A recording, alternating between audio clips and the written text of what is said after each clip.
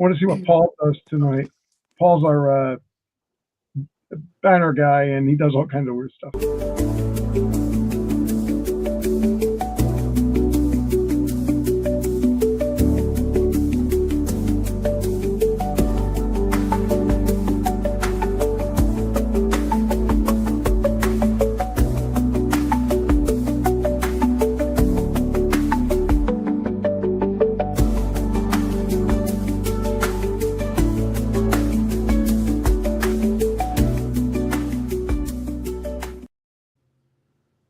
Well, it's welcome everybody. It's Wednesday night, and it's June 18th, 2025. Of course, I'm Doc G.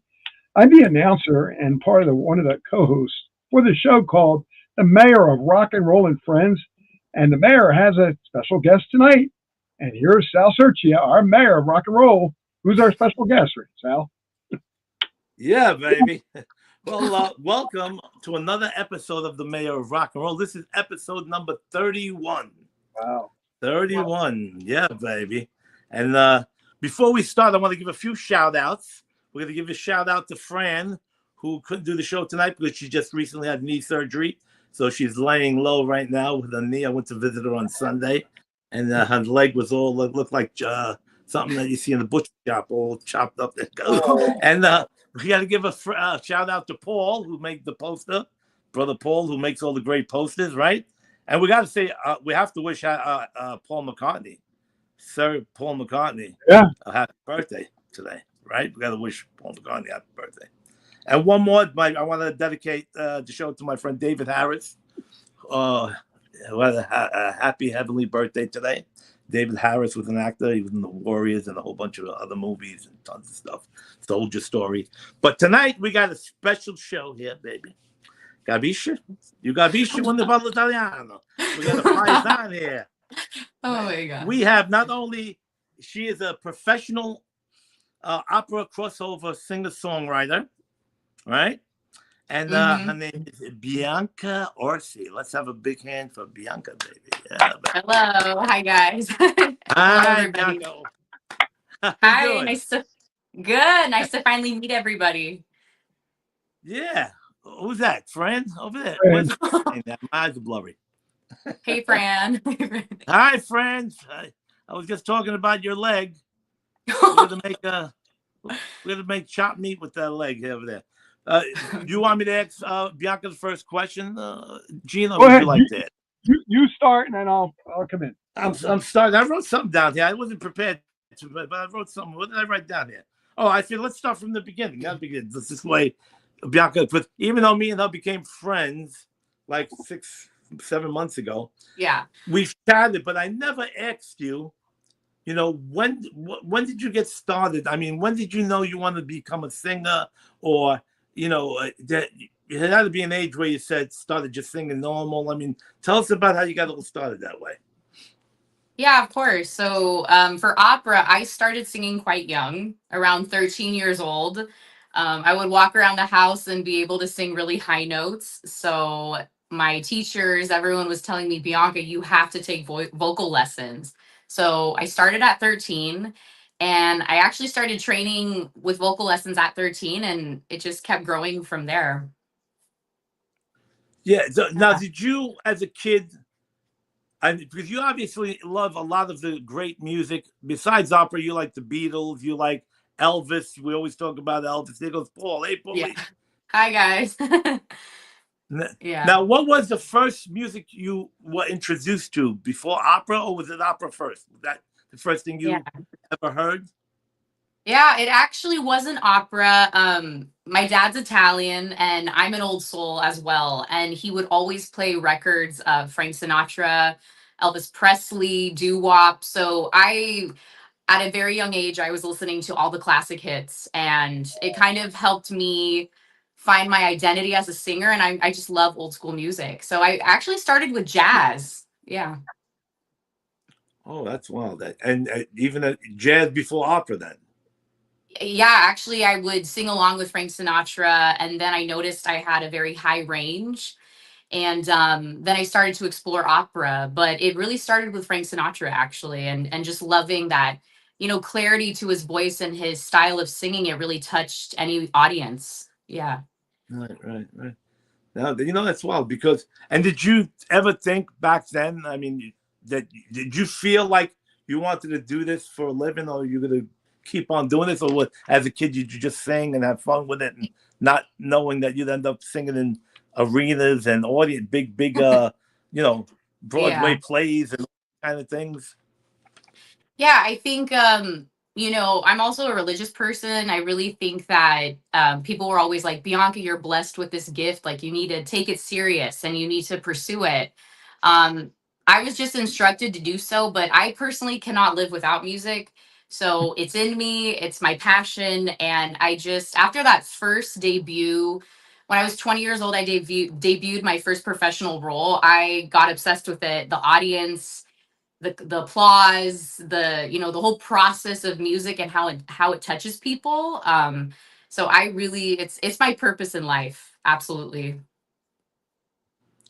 That's wild, yeah. Because even me, I as a kid, and even in the '60s, I always remember standing in front of the mirror with a guitar in my hand, and acting like Yeah. I'm a rock star, just looking in the mirror, and then, Yeah. but that was as a kid. But it wasn't until about 1975 when I saw the movie Tommy with Roger Hmm. Daltrey in the Who, and that's when I saw when Roger Daltrey's on the beach singing "I'm free." I was like, that really made me want to become a singer. What Hmm. was who was the actual artist that made you want to become a singer? Yeah. I would listen to Frank Sinatra. Obviously, he's a baritone and he's kind of the opposite of my voice type. But the first time I really heard Maria Callas sing opera, I don't know if you guys might be familiar with her, Maria Callas, the famous soprano. Um, Hearing just how she moved an audience and her music was so dramatic and passionate, she inspired me to pursue opera full time. And I just never looked back after that. Oh. Gene, you have Yeah. any questions, Gene?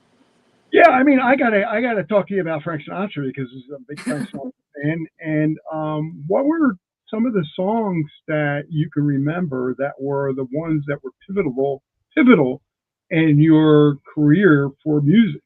Hmm. There's got to be You a know, bunch of them, right? yeah. You know what song I remember as a child that really I'm obsessed with the melody and I think it's such a moving piece and it really tells a story.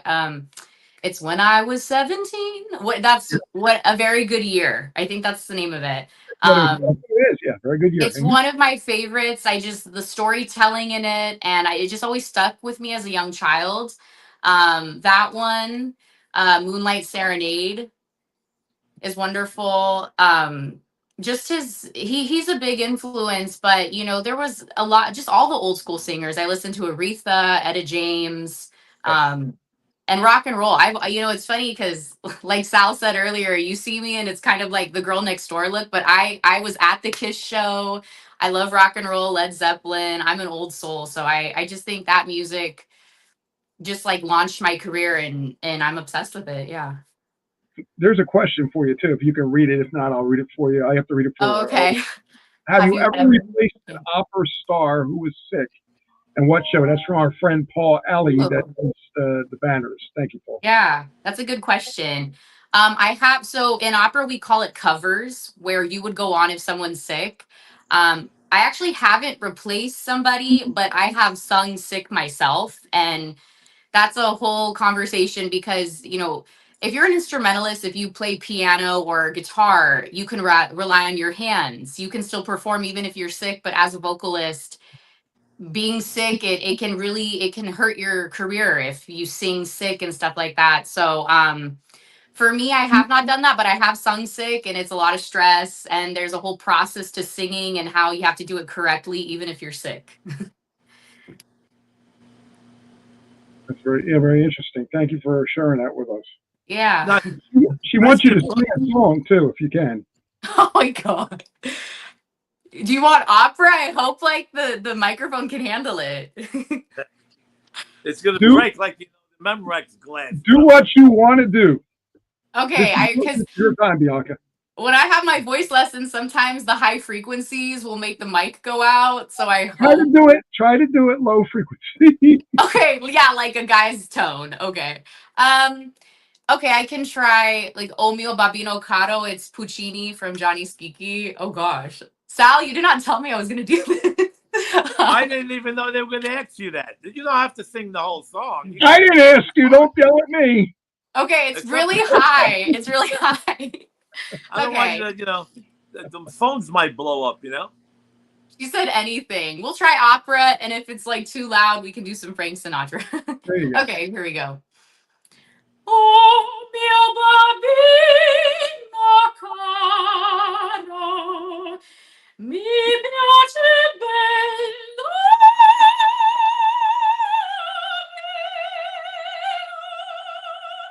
Could you hear it? No, it blew me away. Okay, I don't know if it's too loud. I was trying not No, to yell. it's beautiful. Your voice.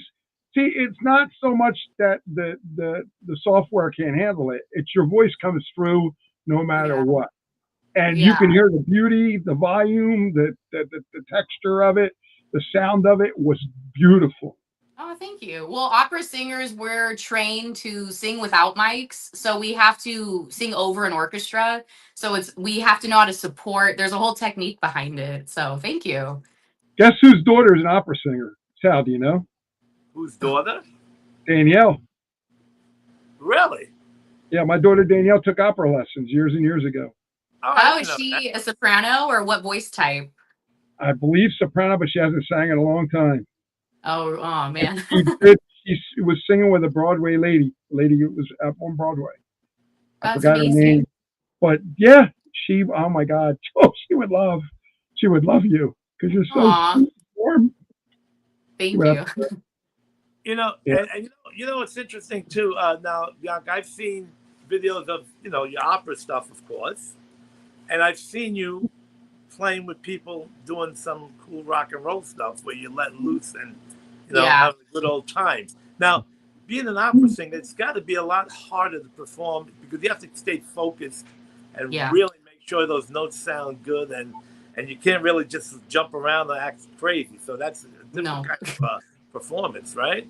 Absolutely, it's more vulnerable. There's a lot more at stake because you have a conductor and you really have to follow the rules. As you know, if you go to the Whiskey a Go Go and you sing a show, you can have a drink, you could mess up a lyric, the crowd's going crazy, but opera, people know the music, people are listening. You have to be on your rhythms and there's nothing to hide behind. So it's Yeah. very, a lot at stake. Yeah, no, I thought of that a few times. I said, but I was watching you a few times, and when you're playing with the piano and you're just so like standing there and you're really focused, but then a few times I saw you like rocking and rolling and jumping around with those other people you play with on the side, whatever. I don't know if Yeah. that's your band or if that's just some you doing Yeah, it that's my yourself. band I work with. Yeah. Yeah, so that's Yeah. great that you could let loose. Hmm. It's like almost like a person who's doing the movie by film and also uh, live on stage. It's two different ball games. I mean, a Yeah. great actors do on stage. You could get a person who's not really a great actor and make them look good in the movies by the editing and Yep. the directing, but you Hmm. can't make them look good on live on stage. Either they have it or they don't. What is Paul asking over here? I can't see it. have a beer helps the throat. Mm. Oh, Oh my gosh. Okay, maybe in rock and roll, but opera, no, no, no. Paul's been watching Van Halen too much. Where Yeah. Daniel, and he's on stage just singing all drunk and stuff, and still getting. That's very James Morrison, or what's his name? The Doors. He did that all the time. Jim Jim. Morrison. Yeah. Yeah. He was always drunk. And you know what cracks me up about like the Doors with Jim Morrison? In the beginning, he used to like sing with uh, his back Oh wow. towards the stage. He'd be looking at the drum and he had his back because he couldn't look. He was nervous looking at the audience, so he used to get really Wow. high so he could actually look out. And record companies wanted to sign him, and he was like ignoring them. I mean, here you are, the people who wanted major record deals so bad couldn't get them, And the people who don't want it, they were begging them to give them a deal. That's the story of the Doors I heard too. You know? I didn't know that. So he was nervous. He would sing with his back to the audience. Yeah. I didn't know that. He was very intelligent. He went to UCLA and he was a poet. He was very intelligent. Yeah. But I think the drugs, too much drugs. Yeah. They were drugged up. You see how he was stoned all the time. Jimi Hendrix. I don't think I've ever seen him perform straight. I mean, no. Now I got to say something, because I actually think that there's a lot of people out there that think his drugs enhanced his performances and made his songs even more extra special. Now I'm not, I'm an advocate on this, but it really did bring another depth to their music. If you think about it, I'm not saying it's good or bad. I'm just saying that's what people think that are his fans. Of course, I love the Doors too because I love their sound. And when I see some of the guys from the band talk about it, they say it was just basically old stuff that they recreated from a bluesy sound to a rock sound. And that's pretty much it. Yeah. Yeah. I mean, I think, alcohol and drugs, it can heighten a performance, but I think ultimately you pay the price, Oh, yeah. Look at the Beatles. Look at the Beatles. Yeah. Some of their stuff would have never been born if it wasn't for certain things. Yeah. Right. You know that to be true. Yeah, I never tried drugs in my life. I never tried cocaine, any kind of. Nor did I. Yep. Wow, I'm kind of shocked. I like being straight. One time I did a gig and I had 1 or 2 drinks and I got a little drunk, and I felt like I couldn't play right. I'm like all off, and I'm like, so I said, I don't like this. I like being completely straight and full of energy. Right. But I don't know how you could be on stage and like I remember Elvis. Even Elvis used to lay down on the floor sometimes. They thought that was part of his performance. He just couldn't get up. He was so shot. Yeah. He would Elvis. And, trousers don't rip, baby. Elvis is so sad because I love Elvis. I know a lot about his life. He was dependent on uppers and downers because Colonel Parker just worked him to death, literally. Yeah. And no musician can handle that. Nobody. So, yeah. I mean, even in the movie, you saw that the Elvis Presley movie that they made recently, where he collapsed on the way to the stage, and they just gave him some pills. Even his father, he's got to do the show. Give him pills. Yeah, it's sad. How much could a person take? But now I wanted to ask also a question. Now I know you say you write songs. When you've written songs, right?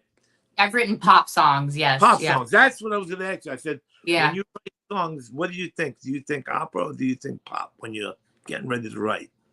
You know where the inspiration comes from? It comes from life experience, like either a breakup or a story. That's where it starts. And I play piano, so it really starts with my experience, the lyrics, and my piano playing. That's where I always start my pop songs. Yeah.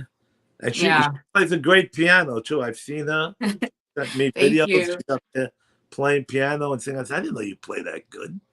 Well, compared to like a real classical pianist, I'm like a 5 out of 10. But yes, I can read music because to learn opera scores, opera is a language. You have to understand the notes and the rhythms. It's a whole language. So yeah, I started piano probably 14 years old. Yeah. Yeah. And tell the audience and Gene and everybody who's listening about the way you study. I've talked to you many times, and you're in the middle of studying how because you don't speak Italian, but you do sing in Italian. All that stuff. No, I can. The translating thing you do. Yeah. So we're talking about like an opera score, correct? How to start? Yeah. Right. So opera is in, European languages. So the first thing I do is everything I translate, which is Italian, or it could be German, French, Eastern European languages. So you start with that, understand the story. And then I play through the score and get my notes. And especially I'm doing right now a bel canto opera, which is very fast notes and a lot of agility. You have to make sure all those notes are correct and your phrasing is correct, and it's very technical. So I start with the words and the story, and then I apply the notes behind it after. Huh. That's going Yeah. to bring me to my next question too, Carmen. Bianca, Bianca. Thank you for Beyonce. Beyonce. I get that all the time. Jay, It's what just, is it? it's a slip of the tongue. I'm sorry, but anyway, what is the hardest opera for a female to sing? Is it Carmen? Is it something that we never heard of, or is it Hmm. something that has been around a long time and we just don't know the name of it? Because I Yeah. don't know all the operas. Yeah, so if you're looking at high notes and technique, I definitely think Queen of the Night by Mozart from Die Zauberflöte, which is the magic flute. That's the real famous one. Oh gosh, that's way too high to do on here. No, But not anything to do with it. Just wanted to know. it's that one, the Queen. If you look up Queen of the Night aria, that one is very difficult. It takes this very specific high voice type.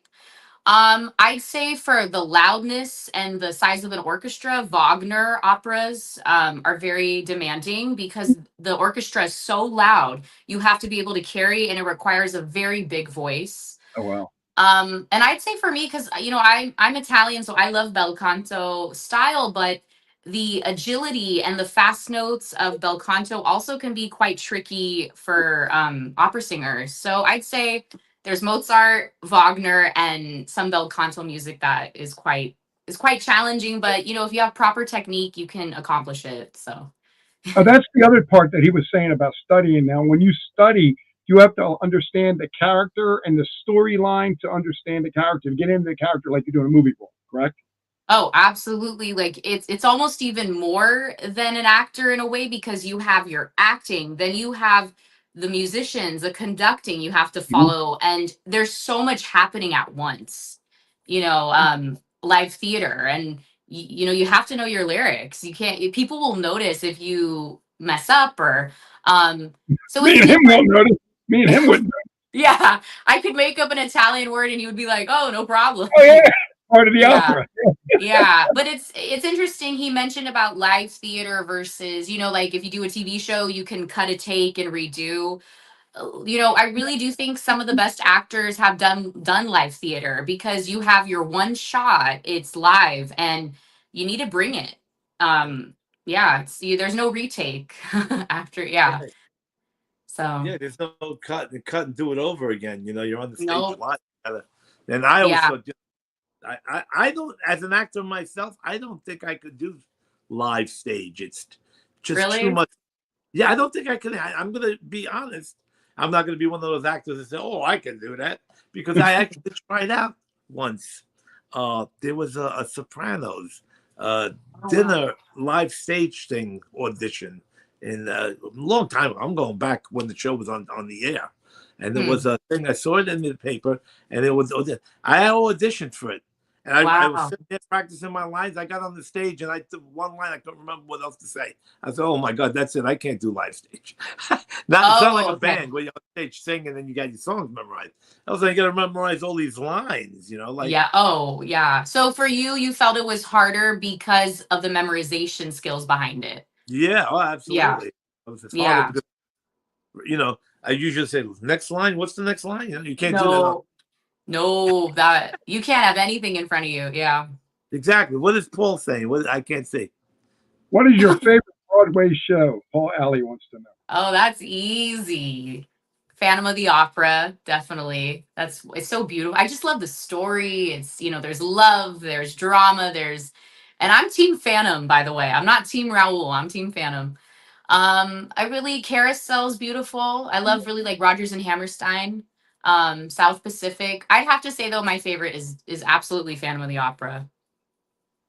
Yeah, and you do a show with one of those songs, right? Some of those videos on YouTube, I see the Yeah. Phantom of the Opera. The guy has the mask, right? That was actually my first debut around 2021 was Phantom of the Opera in concert. So I really hold that show to my heart, and it's not easy to sing. You have to sing chest voice and then jump to like a high E6. It takes a lot. It's not easy. Yeah, and you just did a few shows, right? Didn't you just recently do a few? I mean, like a week or two ago, you did a few Yeah, shows. weeks ago. Yeah, I was touring with a symphony here in Northern California, and it was really wonderful. It was music and movies. and we did songs from Titanic and also my favorite, James Bond. So Oh it yes, was I a lot saw. of, I watched some of it on YouTube. I saw the, yeah. and I even said to you, I said, "Oh, you're doing your favorite James Bond stuff," and you were telling me Yeah. that you had a choice of doing the James Bond thing or something else. I remember you saying something about that, right? Well, I actually had two. I had to do for that the symphony. I did Goldfinger, and then For Your Eyes Only, and then I did a show 2 weeks prior, and it was Diamonds Are Forever. So I love James Bond, and who wouldn't want to be a Bond girl? So I was very happy. And for what Yeah. it's worth, guys, I'm on TikTok and I'm looking, and there's a Sandra Bullock that keeps giving you a thumbs up, Bianca. Really? I don't know if it's Sandra Bullock. I have no idea. I'm just the person that's watching us on TikTok. Could be. It Maybe it's might not. be. Hey, Sandra. Hey, you And never know. I mean, we're all celebrities here. We're doing. Yeah, exactly. It could be a bot, or it could be Sandra Bullock. Yeah, Yeah. I mean, sometimes people are nah, it can't be. Yeah, why can't it be? You never know. never know. Yeah. You don't You know. never know. You know how many times I was on Facebook, and this is the truth. I'm not patting myself on the back. I had people say to me, "You're not the real South. Am I really talking to South Searcher from Oz?"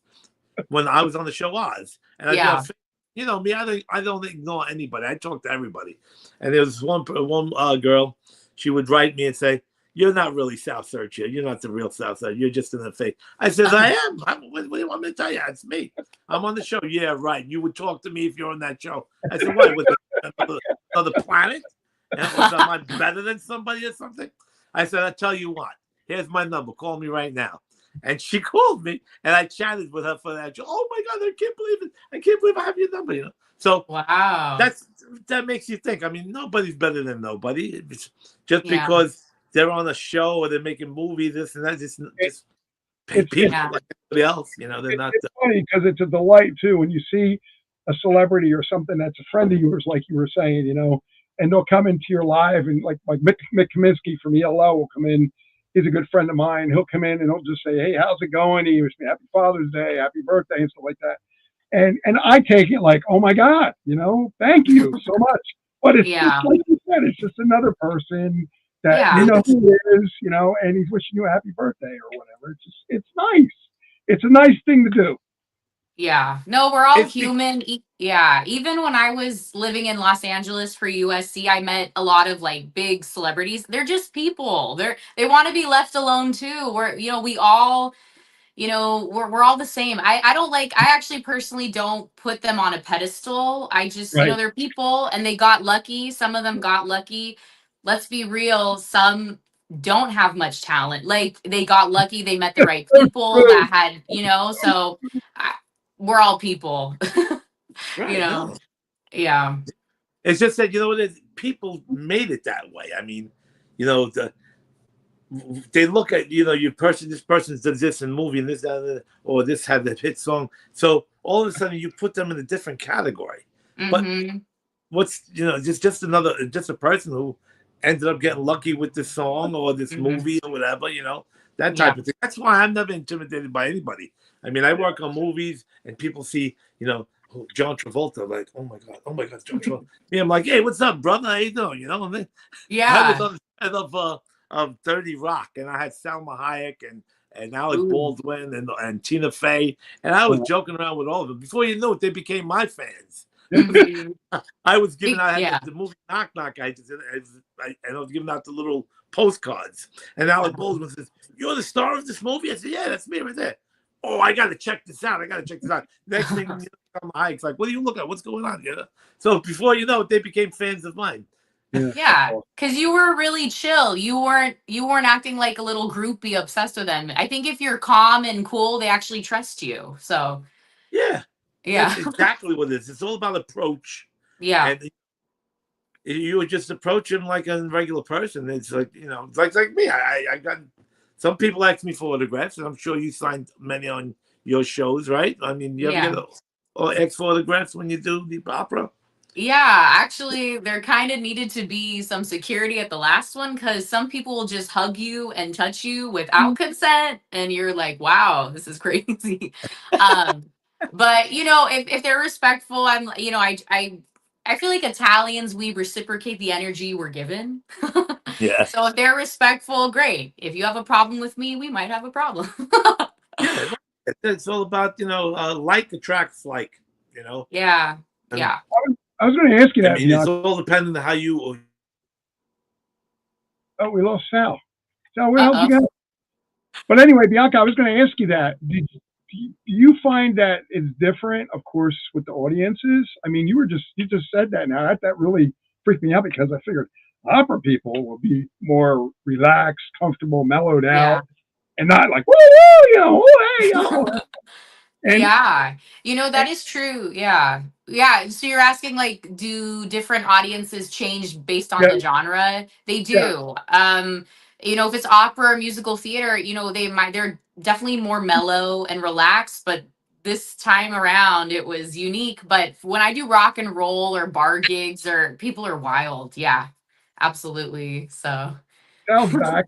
Here's another question from our friend Paul. He wants to know, do you ever have talent scouts on shows? This is um us asking her. I don't. Yeah, so I guess on shows. Well, performance, okay, I understand what he's asking. So if I do like an opera, yes, in the audience there can be agents, managers, absolutely, or talent scouts, definitely. It just depends, if they are invited to go, or sometimes they show up spontaneously. And so yes, if that's what he means, I hope that's what he's um I don't know. I can yeah. only assume that he's talking about either your shows or our shows. And yes, we would love to have talent scouts on if they would love to come on. I'm Yeah. friends with a guy named Mitch Carduna, I believe. He's friends with a lot of my entertainment friends that have Mhm. been in the oldies bands and music for a long, long time. And with Tony Bennett and everybody. And I Wow. said, I would love to have him on, but I can't. I only ask. I said, you want to come on? You're welcome to come on. It's not my show. Yeah. It's Sal's. And Sal wants to pick who he wants to pick. I can't, that's fine with me. Just, I, Mhm. I'm willing to have anybody that wants to come on. They want to sponsor the show. They want to be on the show. Yes, we can. You mentioned your dad a while back, and your dad was he a jazz person as well? So it's really funny. I'm actually kind of the most musical in my family, but he's Italian American. He loves old school music. And he appreciates the finer arts. So he's sadly not a musician. But still has wonderful, great taste in music. But yeah, I'm very grateful to be especially I'm a millennial. Our generation, I feel like they kind of transitioned into liking a new type of music, but I really think it's refreshing to see younger people like myself, be inspired by old school music, because it's so important to like it. It's important. Yeah, I mean, Gene Simmons said something about, hey, it's really refreshing to see 10-year-olds at my concerts that Hmm. weren't around when I was around, and now they're Yeah. at my concerts, yipping and yaying on that. So that's really cool. Here's Sal Yeah. back. Man, Where oh did you man, go? Somebody call my you? my father-in-law tried to call me, knocked me right off. Oh, I'm getting text messages. I'm getting phone calls. You're in demand. You're in All demand. Oh my God, knocked me right off. I said, "You got to be kidding me!" It's I couldn't okay. get back on. You're But back on. and the Yeah. funny thing is, me and Bianca were talking about that earlier. He says, "What if somebody calls me?" And I go, I'm all "Look, I'm the one, paranoid. and I'm the one who got knocked off like a Mama Luke of the year that I am. That's so I'm such a funny. The Mama Luke." different, yeah, we talk about that, the different Italian slang. So I'm on the West Coast, I'm in California, but you guys have a whole vocab of Mama Luke, Maron. Like, you guys have a whole vocab. We don't even have that here. Well, Gene's from New Jersey, right? Gene, you're in Jersey, right? Yeah, but I have family in New York for years. Yeah. Yeah. Yeah, Yeah. but New I'm York, born and yeah. raised Brooklyn, real Brooklyn guy. Yeah, he's a different guy. East New York. Brooklyn's a whole other type of Italian. Like, the whole, like, I've talked, because my show I'm doing soon is in Brooklyn, and I've talked to a lot of people from Brooklyn. You guys are funny and sassy. Like, I love it. And Bianca's coming to New York soon to do some shows, right? Mm-hmm. Yeah, Let's the big let's talk yeah. about that. Let's talk Yeah. about Yeah. what you're going to be doing and where you're going to be and how people can Yeah. use it and where all that stuff. we got to promote the heck out of it. You know, this way all the New York guys are going to be like, Bianca, that gorgeous blonde from California. Yeah, Where's baby. Ray Liotta? Where's Ray Liotta, oh man. Who doesn't love Goodfellas? But anyway, so I'll be at Our Lady of Mount Carmel. It's an Italian festival, July 15th, and I'll be singing. It's myself and a wonderful tenor named Vittorio. And it's kind of like an Andrea Bocelli, Sarah Brightman style show. It's a lot of beautiful Italian music, opera, pop music, love songs, and I think the audience is really going to love it. Yeah. Now, how many shows you doing in New York? Just one? Yeah, just one big one, and then the rest of the time I want to kind of play tourist and just have fun visiting all over New York. Yeah, that's that.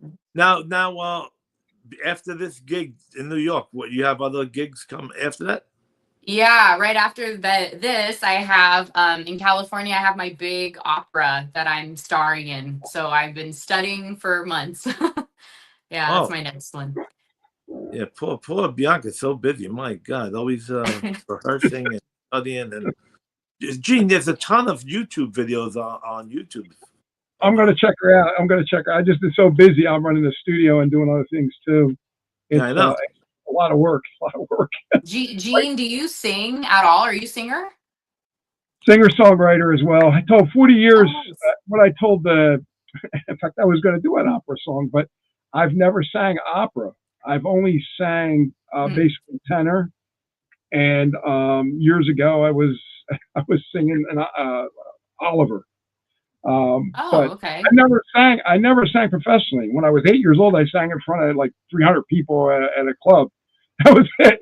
But Wow. I was a musician my whole life, and then like I tell Sal, life gets in the way. 40 years of just taking care of your kids and taking care of your family, and now you want to do you. It's like a little too late to go on the road. You're a little too late to go here. A little late to do whatever. So you might as well record some songs and try to do the best you can, and that's what I've been doing. So, yeah. But yeah, it's a real cool thing. I wrote some scores. I'm trying to get some movies going. Wow. Movie companies. So yeah, we're all doing a little bit of something else. We're trying to make things happen for each other. That's what we're doing. That's awesome. Well, good for you. Because scores writing for film, it's not easy. You have to have patience with it. Yeah. Well, it also depends on what you're writing for. I mean, you can write a love song, like when I wrote Heartstrings, and you could pretty much put that in any, Hallmark movie, because it's got that country tang, but it's also got that pop sound. So yeah, it's just one of them things, and of course Sal's music speaks for itself. He wrote so many songs for soundtracks and so many. Tell her, Sal, what you wrote. Oh yeah, she knows. Oh yeah, he shows me all the time. Oh, okay. I'm looking at her question, and it's Fran. Thank you, girl. My mom tells me that all the time. Be your bodyguard, Sal. Yeah, you should be. Somebody. So New York is not safe. How come? Like, I wonder why. Nah, you'll be fine. My friend Chip Enough is in New York right now too. He just came in today. He's playing a gig in the Village tonight. Chip from the band Enough. You familiar with that? No. Yeah, they were back in the 80s. They were pretty, they had the song "Get High on the New Thing, Baby." Yeah. Oh my gosh. Yeah. So let me see. I wanted to ask. While you guys were talking, I wanted to ask you something, and I got distracted, and then the phone I got knocked off. What was I gonna say? She's like, listen to your mom. Sorry, Fran, you're she's funny. A mom. That's why she's saying that. She's a mom, so she knows. Oh, honey, I'm bringing my bodyguards. Don't worry, I'm prepared. And there's friends saying, "My God, look how gorgeous Bianca is. She's coming to New York. That's pretty dangerous." Nah, don't worry about it. I'm not all scared. Okay. You're gonna scare poor Bianca. There's nothing happening here. Don't New York sounds so nice. I gotta sing it twice, baby. Oh, thank you. No, there's nothing to worry about. Are you kidding me? What did she say? It's all good? Okay, good, she said, yeah. Thanks, Fran. You're like an auntie. Thank you. So, I'm trying to think. I forgot what I wanted to ask you. Damn. See, you're right. Sometimes you should be more prepared because I told you. I should have wrote it down and I completely got distracted. Okay, it'll come back to me. Meantime, we'll talk about something else. It'll come back. Well, I'm curious. I'm curious. What are your guys' favorite rock bands? Oh man, Sal, you go first. Well, I mean, favorite rock. Who's this? My buddy Mike. Hey, Mike. Brother Mike. He's out in California. He's Mike. I want to have you on the show sometime. He's an extraordinary guy. He has been an amazing inspiration to a lot of people because he was really a heavyweight. And look at him now. He's an amazing, amazing person. Is he a singer? Only around the waist, Yeah. Oh, what did Paul say? Journey. Oh, Journey. Yeah. Well, I mean, there's so many. Okay, my favorite band of all time is the Beatles, of course. Of course. Yeah. Oh, many. I mean, The Who, Cheap Trick, Led Zeppelin, Kiss. I like everybody. But if I have to say my number one favorite band, it's definitely the Beatles. Oh, that's awesome. Yeah. Elvis, What is he saying? I can't read that. He'd love to be on. Oh, definitely. Yeah. Thank you, Mike, for joining us, being part of it. Shows. He could do this show. He could do your daughter's show. He could do your show. So yeah, but he wants to be on this show. He wants to be on the show with everybody. Mayor of Rock and Roll show. Mayor of Rock and Roll. Yeah, it's only because Bianca's on the show. That's why I think I'm kidding. Oh my gosh! All the guys falling in love with you over here. They're watching the show today. Okay. Mayor of Rock and Roll show with Bianca. I'm only kidding. I was on that. Hey, so I love the Scarface accent. My favorite bands. Let me do this real quick. My favorite, because I'm going to forget. My favorite bands, of course, are the Beatles, like he said, and but see, I take it a different area because I was a trumpet player, so I like all the brass sounding bands, like the Blood, Sweat and Tears, Chicago, a band called Lighthouse from Canada. But there's so many bands that I like that I couldn't name them all. I couldn't. Like all classic rock bands, mostly all classic rock from the 70s and 80s. And then, of course, bands within that. And it's like you take the whole decade. That's my decade, because there's no bands that are going to be doing the same thing that them bands did.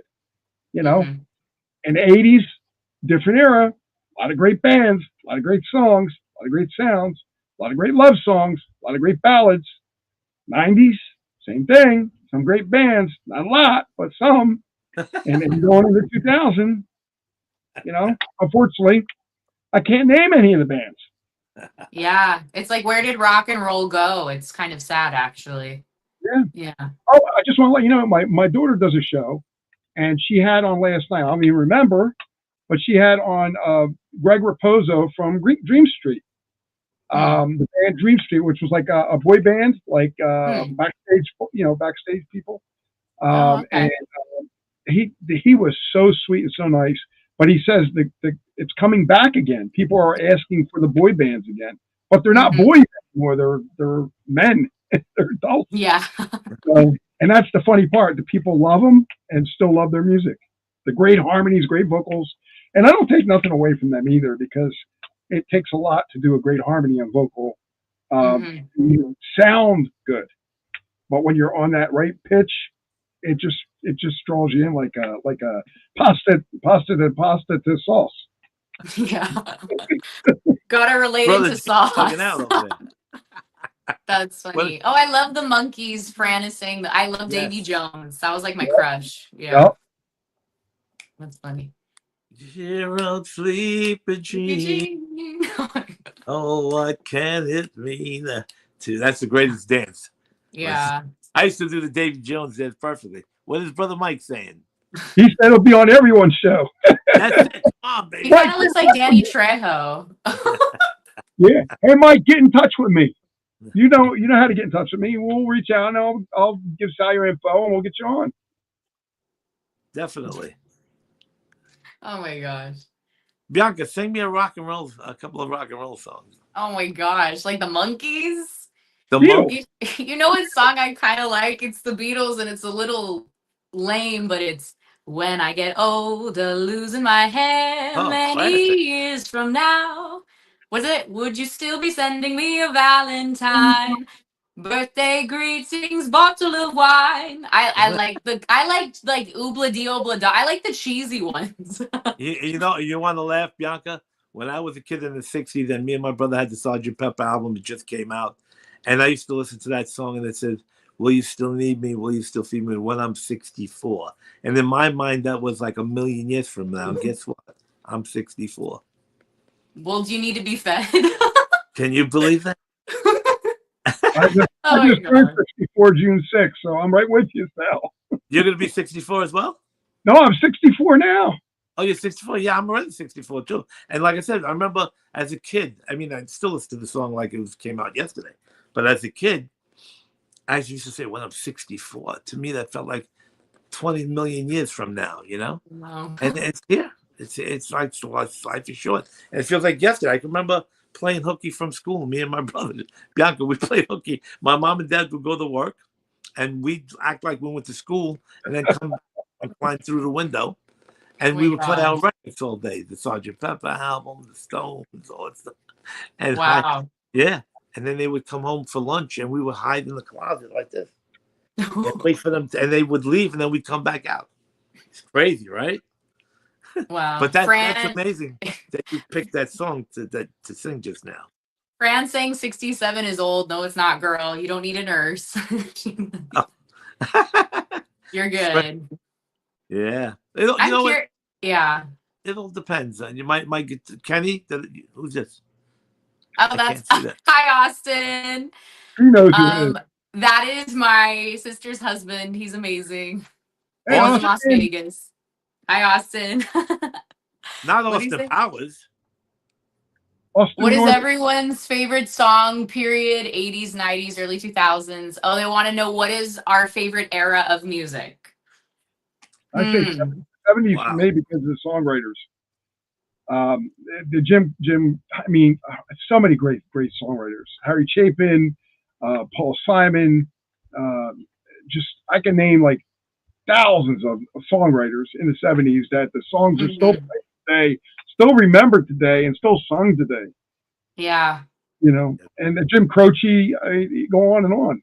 Gordon Lightfoot, Neil Diamond. Now, some of those songs were written in the '60s, but were more memorable in the '70s because of the way they were played on the radio and also movies and stuff.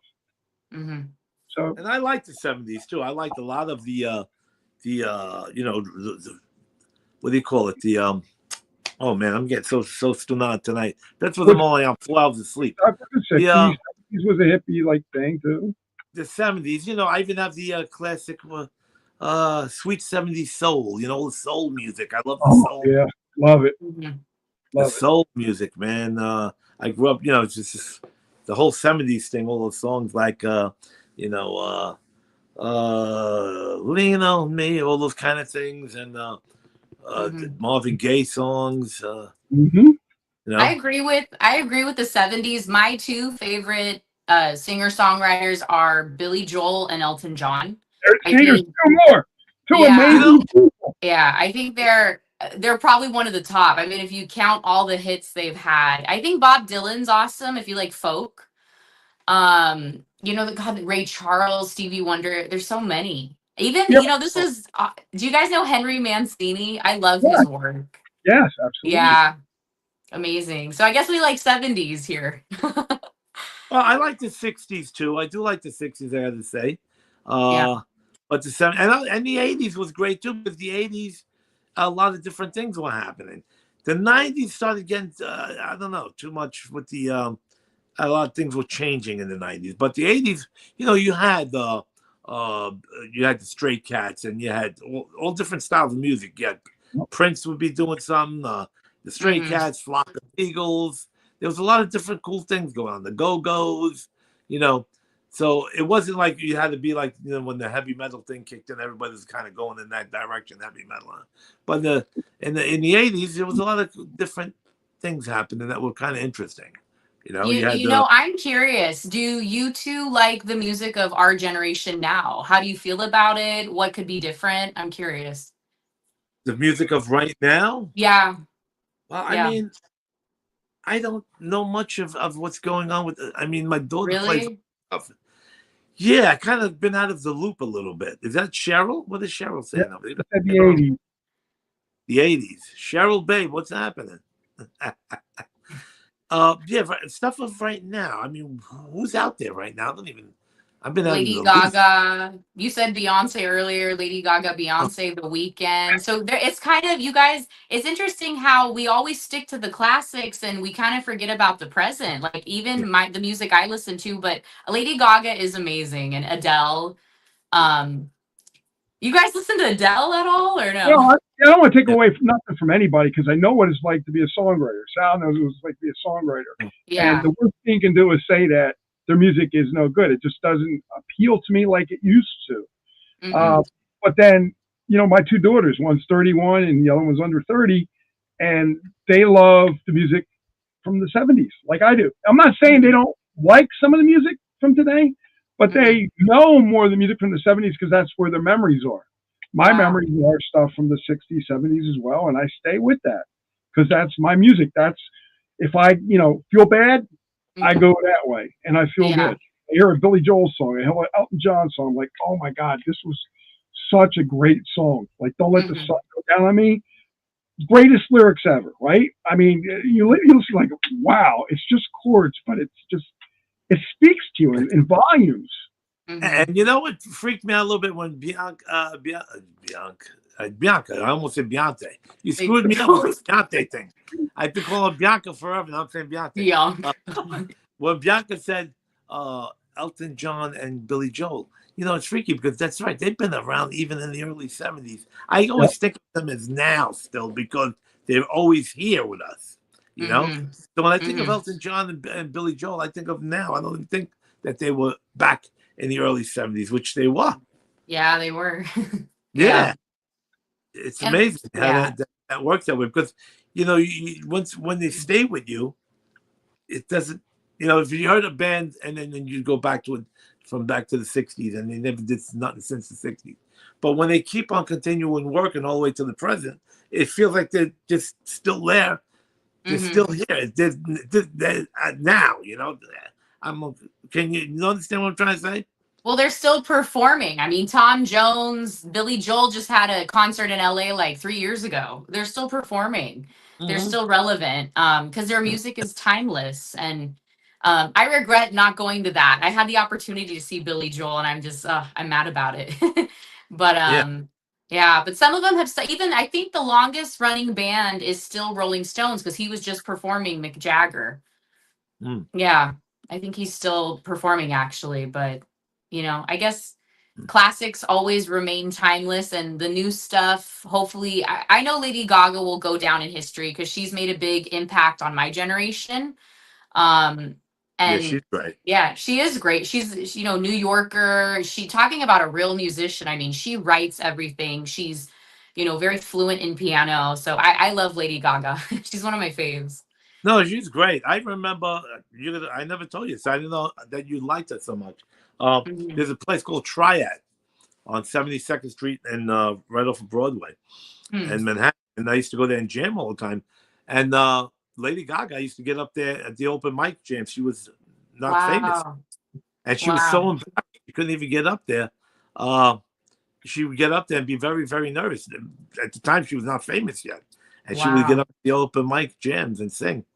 She And she my was in friend, a Led Zeppelin tribute. She was before she was famous, she did a Led Zeppelin tribute in New York. So yeah. That's so cool you got to see her before she was famous. yeah, yeah, but I didn't even know who was her. Funny thing is, after she got really famous, I didn't realize it was the same person. I didn't put two and Mhm. two together. Yeah. My friend Bob Leone was her manager at the time. He's on Mhm. Facebook. Good friend of Oh, Bob Leone, and he was her yeah. manager her at the time. And she Mhm. mentioned him on one of the awards. She said, "My friend Leo, Bob Leone," and Wow. yeah, yeah. And the funny thing, we talked about Billy Joel before. Billy Joel really loves the Italian culture because Billy Joel is Jewish. You know, Oh yeah, you're right. Yeah. yeah, he's Jewish, and when I hung out with him one night, me, him, Julian Lennon, and Steve Thompson hung out in the China Club, sitting down at the table for a good hour. and he kept pinching my cheeks. I said, "What are you doing? You're not a paisan." I told him. I said, "You're not Italian." He goes, he's pinching my cheeks. But he's really into it because if you look at his a lot of his past history albums, I mean, Mm-hmm. the Italian restaurant, they're sitting in there, Yeah. and they hung out in Little Italy a lot. That's how the song was Mm-hmm. created. Bottle of red, bottle of white. Mm-hmm. The I love waiter that came up song. to him. I don't know if you heard that. Billy Joel said the waiter came up to him in Little Italy. They went to eat, and the Wow. waiter said, "Bottle of red or bottle of white?" And Billy Joel said, "Thank you." That's a song. Wow. That's how he started writing that song. Mm-hmm. And also some of his early albums. I remember a label he was on.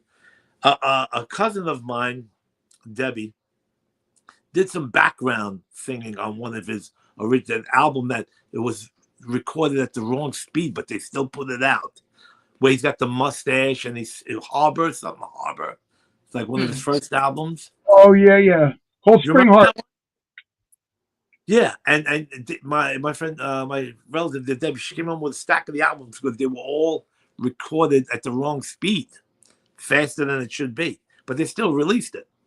And the label was like all Italian looking. It had the what is that logo that from Italy? I can't remember the logo with the sheep or whatever it is when they're drinking the milk from the you know what I'm talking about, Bianca?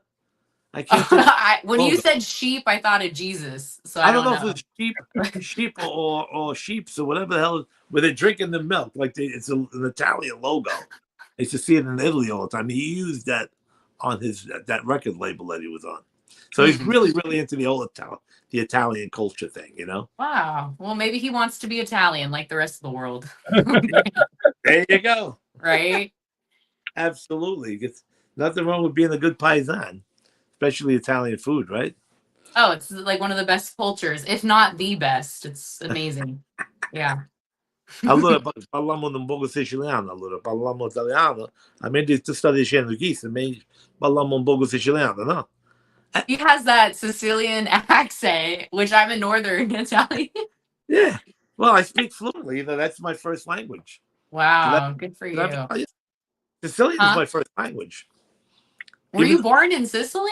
No, I was born in Brooklyn, East New York, but my mom and dad only spoke in Sicilian. Wow. And in Brooklyn in those days, you know, in the 60s, the whole block was people from Italy. So, you know, you go to Chinatown and they all speak only Chinese and they never learn how to speak English because they're all around themselves. So in the 60s, Brooklyn was like that. The whole block I lived on, only people just spoke Italian. They were all outside the window saying, Miguelin, Eshika, Gifa, Anthony, Mangia. So that's all you heard all day long. So they sound like Mario. They sound like Mario. Is it like that now? Is it very Italian now, or has it changed? Oh, depending where you go. There is some areas that's still very Italian. But like Little not Italy or no? Little Italy? Like Little Italy or Little Italy. Yeah, there's a lot of Italians. Little Italy. Okay. Bensonhurst, parts of Bensonhurst, a lot of Italians. A lot of that's changed a lot too, though, since I mean, I lived in Bensonhurst for a few years back in the early 90s. And it's still very, very Italian. But not a lot of Chinese people have moved in and Russians and all that, which is fine. Wow. Neighborhoods just change. I mean, they do. Yeah. It happens, you know. I used to live in Richmond Hill and Ozone Park in Queens back in the 70s, and it was all, you know, Irish, German, Italian. And now the Guyanese, Indians. Oh, wow. They even changed the name from Liberty Avenue to Little Guyana. That's what happens. Wow. The neighborhoods change. All different people move on. You know, all the Italians that used to live in Queens, you know, they moved on to New Jersey and Staten Island and all that kind of stuff, right? So it's like a recycle. Everybody just keeps moving on. I saw recently the Paul Castellano house was for sale in Staten Island. Oh, did you see that? Yes. Yeah, I was like, wow, it's huge. I was like, dang. $18 million. Wow. $18 for that house. Beautiful, though. My God. You can see the picture. I can't believe the time. See that hour flew by? We got what? That's what I was going to say. Yeah, we're up to our last time. Anything else you want to say, Bianca, before we let you go? Because we really enjoyed having you. Well, thank you. I appreciate being here, and just because I'm talking to a lot of New Yorkers on this channel, if you guys can come out and want to hear beautiful Italian music, July 15th at Our Lady of Mount Carmel Festival, I'd love to see you guys there. Definitely. I'm gonna come. I'm gonna come and hang out. If I could make it, I would. I would definitely come. Thank Yeah. you. Yeah, I'm excited. You. I can't believe how fast this show went. 1 hour. Yeah, because we talk a lot. And you know what, see, Bianca, you notice how things we go from one thing to another. That's why I say we always just wing it. You know, right? We never prepare a show. I never prepare questions. We just wing it and have a great time. Yeah. Well, thank you for having me. It's been wonderful. Thank you. We'll do one again in the future for sure. All right, so let's wrap it up because Gene has to press the button there and say. Yeah, just wait for everybody to say goodbye. All Bye, right. everybody. Thanks for Bye. listening. Okay, Bianca, talk to you guys Okay, later. thank you guys. Thank you so Bye, much. everybody. Bye.